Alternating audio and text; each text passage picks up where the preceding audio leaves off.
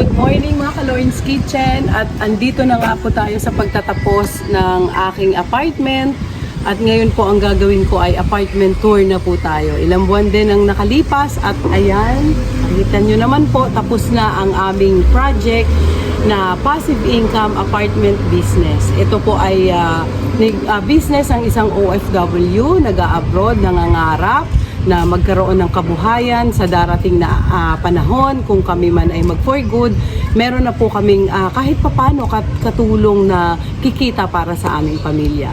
So, apartment tour na po tayo ngayon. Ito po yung lugar na to ay nasa Bacoor, Astroville, dito po sa Cavite. Ang lupa po na to ay nasa 210 square meters at 3 units po ang napatayo namin dito. Para nga pong small, medium, large ang aming apartment. So iba-iba po yung presyo na naibigay ko sa mga tenants namin. Sa 3 units, isa na lang po ang walang nangungupahan. So yung isang unit lang po ang maipapakita ko sa inyo. Pero pare-parehas naman ang itsura niya sa loob. Dahil yung dulo at saka etong dulo, parehas na po siya may nakaupa. After, tingnan nyo po mga ka-Lawrence Kitchen, nung natapos po siya, after a week, sinubukan lang namin ni husband ko na ilagay siya sa marketplace. Tapos, siguro mga 3 days, meron na. Marami na pong nag-inquire, nagtatanong kung magkano. And after 1 week ulit, may kumuha na ng isang unit.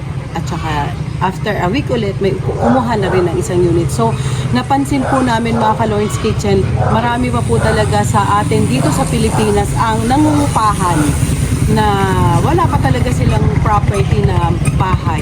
Sa ganitong negosyo, mauupahan at mauupahan siya. Lalo na po kung accessible sa lahat. Sa office nyo, sa church, sa school ng mga bata, sa palengke, sa mga groceries. Kapag accessible ang lugar nyo, hindi po kayo mamumroblema sa mangungupahan. So halika na po, simulan na natin. Dito po guys, nakalagay yung 3 meter base ng aming Meralco. Tinatanong mga tenants, ano po ito?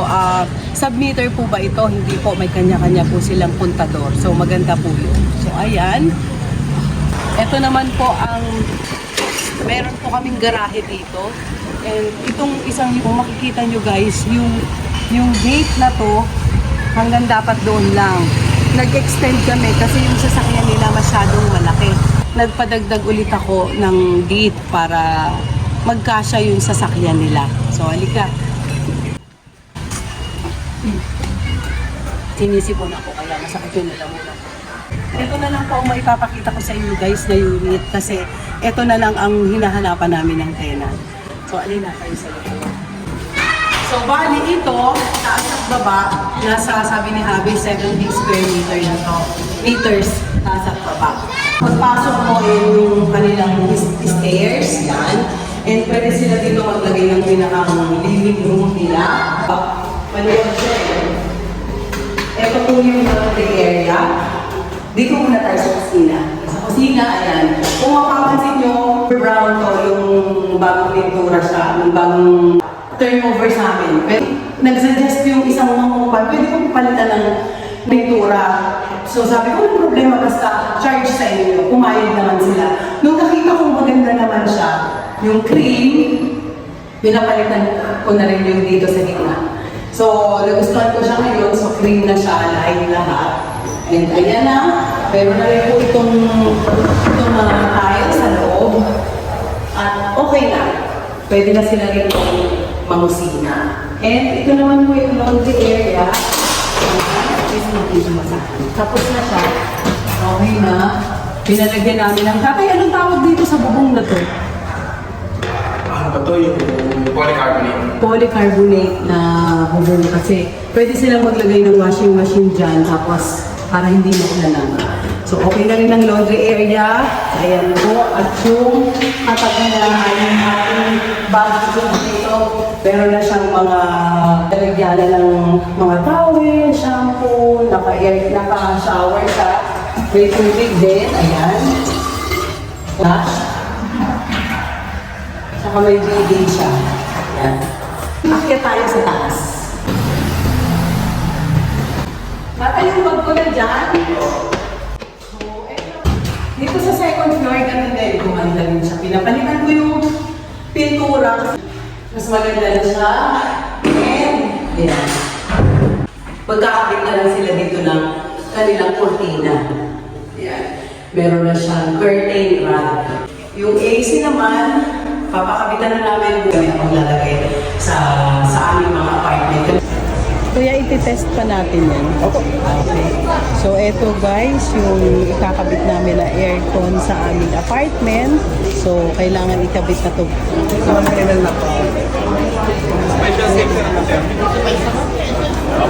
Ito yung may master bedroom. Ito yung pinakang toilet. Shared door ng mga kwarto dito sa taas. Kompleto din siya sa accessories. At yung isa pang room, ito po, malaki pa rin naman siya. At ito yung nasa harapan. Meron siyang maliit dito na balcony na pwede kang tumambay kapag dahil inip ka, gusto mong makakita ng mga tao, ng mga sasakyan. So, labas ka lang dito, mawawala na yung iniisip mo. So, yeah. And then, dito, meron silang closet din. Ayan. Mas matino siya kaysa sa dating gulay. And, so, yun lang. And wala na siguro akong papakita pa. Baba na po tayo. Teka na natin ito sa baba.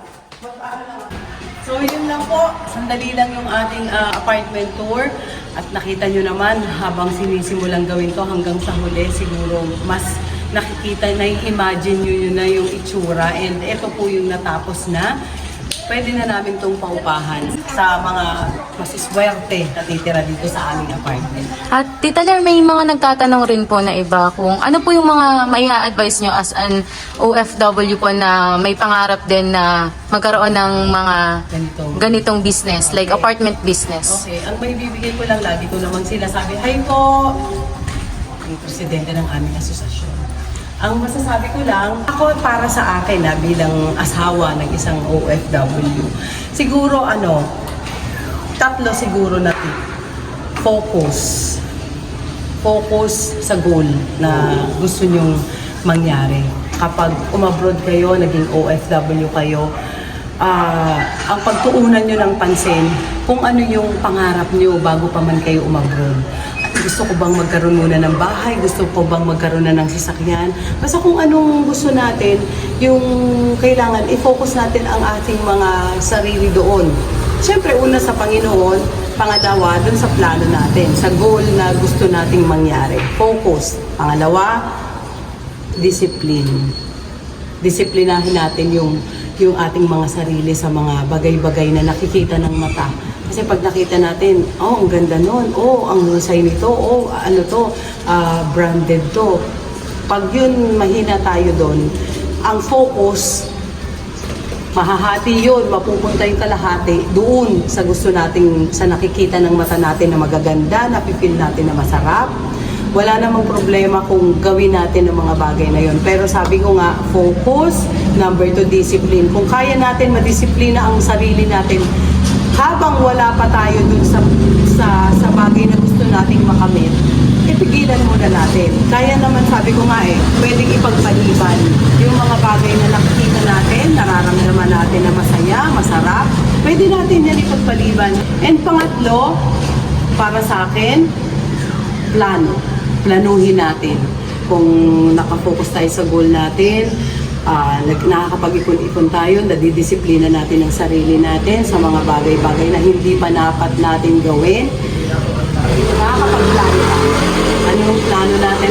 Gusto ko magkaroon ng house and lot, gusto kong bumili ng farm, gusto kong bumili ng... Yun na yun. Sunod-sunod na yun. Yun lang ang kaya kong mai-advise based sa karanasan na nasasabi ko sa inyo dahil sa naranasan namin. Ganun po ang ginawa namin. Nag-focus kami sa goal namin. Pangalawa, dinisiplina rin naman namin ang sarili namin, lalo na yung mga unang panahon pa. Bago namin nagawa ang mga pinatayo namin na apartment, nagtiis din kami, nagtipid din kami. Ngayon, walang masama. Kung gusto mo lang mabili yun, well, dapat nagawa mo na yung goal na gusto mong gawin. So yun lang po ang maipapayo ko. So sana mga ka-Lauren's Kitchen nagsilbing inspirasyon. Kung napapanood nyo po ito, maging inspirasyon na lang po sa inyo. Huwag na kayong mag-isip ng kung ano-ano kasi nandyan na yan eh, napakita ko na eh. So maging inspirasyon sa inyo na pwede nyo pong maging magawa dahil sa mga nakikita nyong tip at ideya na galing po sa amin, sa akin, sa aming mag-asawa. So, yun lang po, magsimula tayo sa pangarap, samahan natin ng dasal, huwag tayong magpakasiguro sa ating mga trabaho ulit, sasabihin ko ulit yan sa inyo kasi hindi tayo laging malakas. Dumarating ang panahon na nanghihina ang katawan ng tao, na ganun talaga, base sa kinakain, sa edad. So, kailangan bago tayo maghina, go lang tayo sa lahat ng ating mga gustong pangarapin pa sa buhay. And then, pag nagawa na natin yan, nagkaroon na tayo ng ganitong bagay na ganyan, pwede naman tayo mag-enjoy sa mga naipundar natin, sa mga dumarating pa na biyaya galing sa Panginoon. Ma-enjoy natin yan. Gusto kong bumili ng ganito, bibilihin mo, regalo mo sa sarili mo. Gusto kong pumunta sa ganitong bagay, di pumunta ka sa ganyang lugar. Pwede mo nang ma-enjoy. Basta, higit sa lahat, bago ka panawan ng lakas, bago ka tanggalin sa trabaho dahil umiidad ka na, bago ka magkasakit, dapat medyo ready ka na. Kahit aasa tayo sa Lord, sa ating lakas, sa ating talino, sa ating... Pero kailangan samahan din natin ng aksyon. Hindi porket tayo ay maganda ang trabaho, tayo ay isang manager, tayo ay isang mataas ang posisyon sa kumpanya, wala nang katapusan yun. May katapusan yun. Paano na kung natapos yung mga yun, wala kang naipundar, hindi ka nag-save? Nako, mga ka-Lauren's Kitchen, alam nyo na kung saan ang dampot sa inyo, kung saan kayo pupulutin. Diba? Yung may salitang pupulutin ka sa ... kayo na ang bahala. So, yun lang. Doon po nagtatapos ang aking series ng aking apartment business. Sa susunod, paglalagay ulit ako ng ibang mga content, pagluluto siguro, unboxing siguro, kung ano-ano na naman ang gagawin kasi tapos na yung aming project. So, another plano na naman kung ano ang gusto namin gawin. Don't forget to subscribe, Lauren's Kitchen, Fashion Kitchen, college inquiries, pagkain, travel, minsan-minsan. Yun lang po. Bye!